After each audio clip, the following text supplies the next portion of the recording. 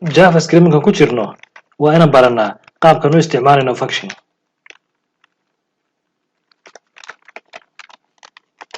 Function waxaa looga jeedaa in aan u sameeyo xayndaab aan ku ururinayo kuurkaygii ama intii isku amar fulinaysa. marka qaabka loo qorana marka hore waan qoraa function kadib functionka magaciisa waan qoraa labada qaws ee noocaas oo kale intaan furo aan xidho hadana ayaan qaws kale sameeynaya kuurkaygiina halkaasaan ku dhex qoraya marka tusaale ahaan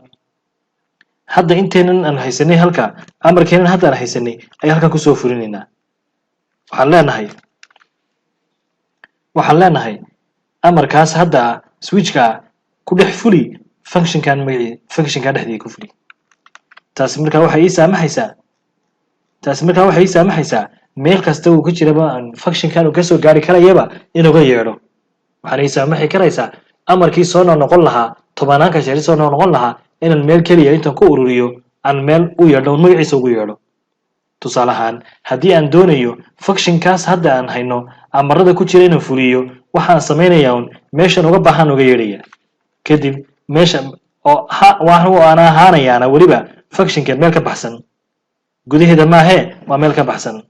waan isticmaalayaa markaa halkaa markaan ku qoro aan saa sameeyo waxaan kadib odhanayaa markaa maxay inoo soo refresh gare waxaad arkaysaa markaa functionkii inuu ii fuliyey haddii functionka gudihiisa aan tagno aan bedelno xaggay 4 tahay aan 3 ka dhigno aan kadibna haddana soo refresh garayno waxaad arkaysaa markaa inuu sidii saxda ahayd hadda noogu shaqaynayo uu leeyahay maanta waa 4 idan functionka wuxuu ii saamaxayaa amara fara badan oo isku amar shay qabanaya inaan soo ururiyo aan meel kale ku soo ururiyo waxaan ii samaynayaa amarkaasi ama functionkaas wuxuu ii samaynayaa inaan meeshan doono uga yeelan karo anigoo adeegsanaya magaciisa oo keliya function wuxuu noqdaa intaasoo qaybood buu noqdaa noocyo kala gedisan ayaa uu noqdaa hadda hase ahaatee waxaan eegaynaa qaabka uu shaqaynayo ama qaabka loo samaynayo function waxaa jira functionno la socda barnaamijka JavaScript laftigiisa la socda oo isaga u gaara languageka u gaaraa jira iyo qof customku isagu samaysan karayo tusaale ahaan hadda markaan haysano switch waa function weeyaan keesna laftigiisa waa function new iyo date iyo get date dhammaantoodba mid kastaaba waa function weeye console iyo log mid walba waa function console waxaan leeyahay console waa function weeye dhammaantoodba intaan hadda sheegnay switch iyo date iyo get iyo new iyo case iyo console iyo break wuxuuba waa function weeye mid kastaaba wuxuu qabanayaa shaqo isaga u gaar u qabanaya marka kuwaas oo kale waa kuwa la socda barnaamijka ama language laftiisa la socdaan hase ahaatee function name-kan hadda aan samaynay inagu waa mid inaga inoo gaara inagaa samaysanay horena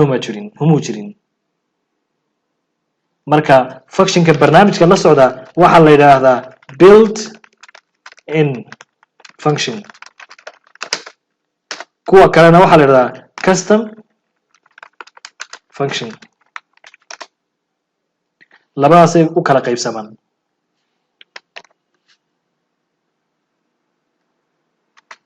hadda waxaan baranay cashirkeennan habkaan usoo samayn karayno ama aan u furi karayno function